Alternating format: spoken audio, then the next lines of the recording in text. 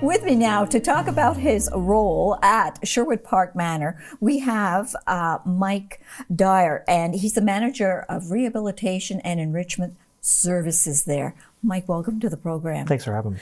So I did a little research, not a lot, a little, but I think our viewers may know you. And how? Because anyone who follows hockey in this area, would know you as the 2021 Eastern Ontario Junior Hockey League Trainer of the Year. That was long. Trainer of the Year, that's true? Yes, yeah, that's correct. Okay. Yep. Are you still affiliated with the hockey world? So yes, I've taken a little step back with the birth of my two daughters. So yes. I'm a dad first, but I am still active in the community, and I still step in where needed. Yeah. Oh, that's nice. That's good. It's connections, right? And That's right. Sometimes you just can't leave permanently. I know. You want to have your finger right in there. Yeah. So with what you have been doing in your past careers, etc., you are a strength and conditioning coach as such. So you're bringing those skills to Sherwood Park Manor. Yes, correct. I think that's a little bit unique. My background being strength and conditioning and athletics. Yes. I think it was a strange transition to go into long-term care, but something I was really welcomed when I first came, and I brought all those skills to that level of care that we need for our seniors. Yeah.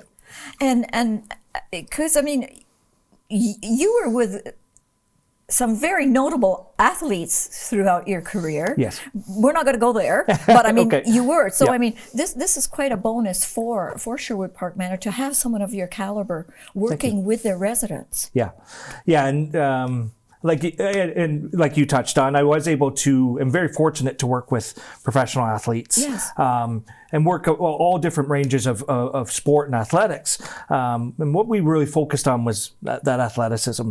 And I guess at the heart of that is movement and mobility. So taking that position at Sherwood, there's that bridge, there's that connection. And the funny thing is, I thought I'd have to adapt more. I bring a lot of the same skill set. So you think individuals get a walk in the park, but they do a lot of the same exercises that I worked with professional athletes. Isn't that amazing, though? Very cool. Yeah, that you can transition over to that and still use the knowledge that you had and the skills that you had. That's right. Okay, so now you're going to tell us, please, what are some of the programs that you have at Sherwood Park for the residents? Right away, I think of balance. Yep. So what do you have those? And before you answer that, do you have like a little every morning a little exercise that you do with the residents? Yes. You do? Yeah. Okay. Yeah. So we actually, fortunately, we do have a full-time physiotherapy program, full-time physiotherapy staff at Sherwood. And so we run exercise class daily at 10 o'clock in the morning. It's kind of a wake-up class, but there's also that social component where everybody's working together. And then my physio assistants do tailor that exercise based on the individual needs. Exactly. Yeah. Exactly. But if I could, going further with individual needs, we do a wide range of programs, and touching on balance and agility, we attempt to get that person out of their comfort zone. Very similar to what I'm doing with athletes in the past. We use equipment that I use in sports, and in essence, I'm trying to get that person close to falling so that they can best manage falls in the moment. Okay. And that comes back to that movement and mobility. If we can work in areas that may be difficult for the individual, when they're doing things in their day-to-day activities, they're able to manage those falls a little bit better. Oh, yeah. Okay. So that makes sense, you know. Yeah, very cool. It really does. Yeah. What is a blaze pod? Yeah.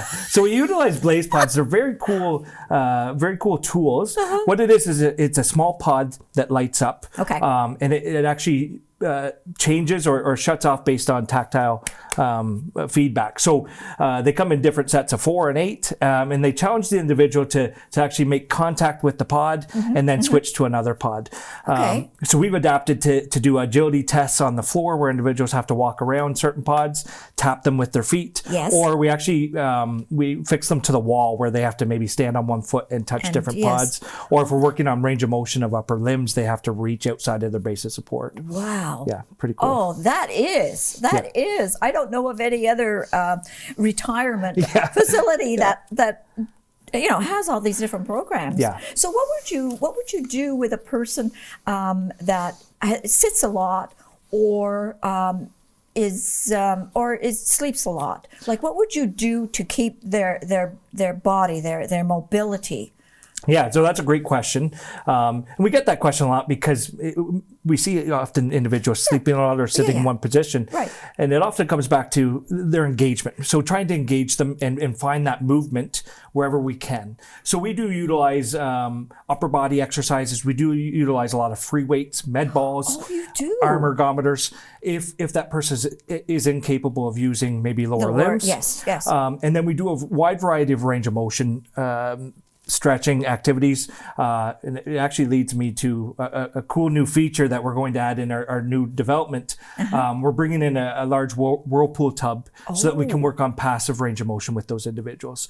So awesome. they're able to submerge in water where we can dial it into some temperature therapy, but they're also able to get that passive movement of limbs and relax in the water. Yeah. Wow. Very cool. I should say so. So you're quite anxious to be moving into that new building. Oh, absolutely, yes. Yeah.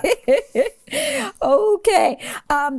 There's also treatments that you do as well. And you had hit on like the neck and the head and the back. So what kind of treatments would you actually give a person that has been sitting quite a bit and really, are feeling, I can't quite turn my neck? That's right.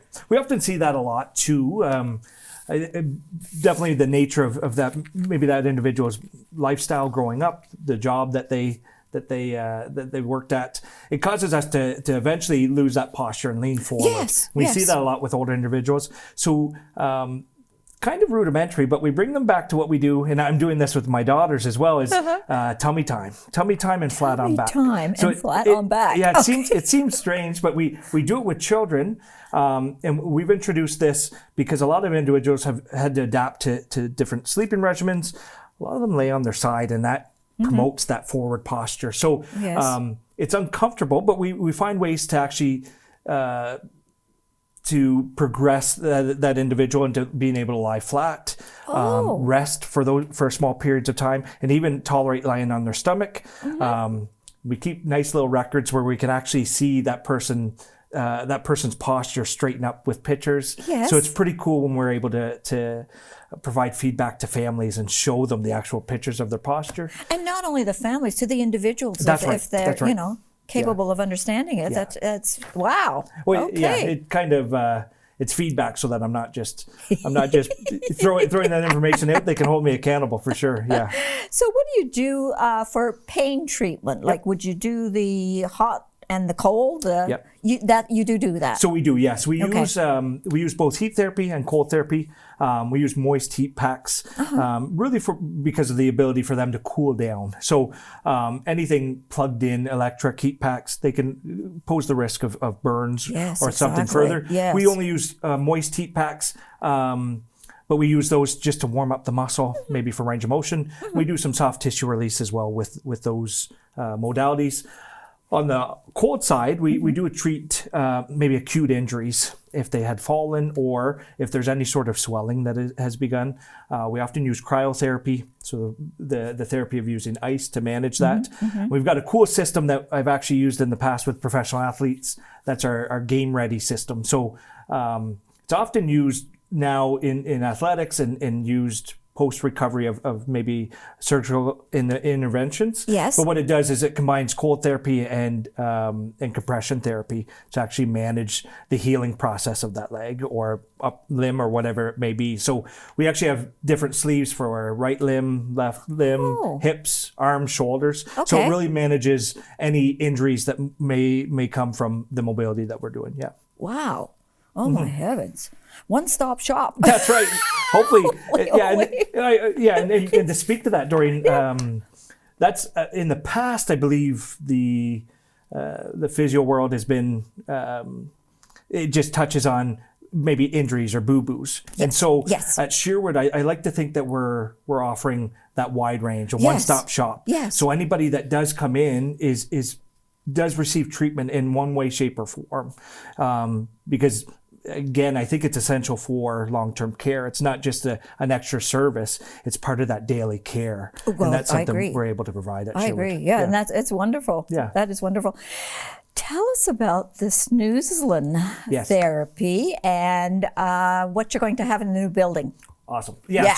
So Snoezelen therapy, we've touched on with our life enrichment recreation programs, and it's therapy for dementia care. It provides a comforting sense of therapy with tactile feedback, sensory feedback, and what we've developed and we're just slowly getting some equipment in is for our new Snoezelen room that's going to be in our new building. So in the past, we've used Snoezelen equipment and we've brought that room to room. Yes. We now have our own dedicated room where an individual could come and it feel safe in that space. Exactly. And promote that type of therapy in a closed environment for them. Yeah. Wow. I would imagine you're just chomping at the bit to get in that new building and try all this out. We poke out the window to see how far it's come. Yeah, that's right. Talk a little bit about the restorative program. Okay, yeah. So, like I said, we see every individual that comes through the doors. And then with that, we assess maybe basic needs, functional needs. And so the natural progression is for them to work with physio if they need any specific needs, and then move into our restorative programs. And that restorative outlook really aims towards bringing back function, bringing back independence. And we see with those restorative programs, not only are they able to better serve themselves in day-to-day activities, but their quality of life improves, their move improves. Yes. It's nice to be catered to a certain extent, but once we regain that independence, we see quality of life go through the roof. Wow. So those restorative programs follow anything from restorative walking to and from areas in the room or the dining room or different activities. Yes. But then it also touches on daily activities like feeding or dressing or hygiene care. Okay. So really, it's going back to that care and kind of going through it with a fine-tooth comb saying, am I doing too much for this individual? Can we restore some function to give them some autonomy in what they're doing? Yeah. Exactly, yeah. And it must be very, well, for yourself to see someone when they are progressing, you see them when they come in and you think to yourself, okay, this is what they need. And then you see them progress. And I would think that their demeanor changes. Yeah. I would think that, it really is to you very, very, gratifying. Absolutely. To see absolutely someone who was at this state and now they're at this state almost dancing. Yeah. Yeah. I often say that in a joking manner, but selfishly I take a lot from that. But it's the fact that we establish that relationship with the individual, we're kind of a team. So, hey, I'm on that person's team. Yes. I ride the waves just like they do. But I think for a long time, and there still is a little bit of a stigma with long-term care. And being that we go into long-term care and maybe our abilities regress a little bit. I'd like to think that we can go the other way. Exactly. So it's no walk in the park walking into Sherwood, but I do think there's a lot of positives that come with mobility and movement, and we've seen that. We've seen individuals that have actually come in without any mobility, and now they walk independently. So it is pretty cool to see. Yeah. I would imagine that it is. Yeah. Thank you for sitting down with me today. Thanks so much for having me. I really appreciate it.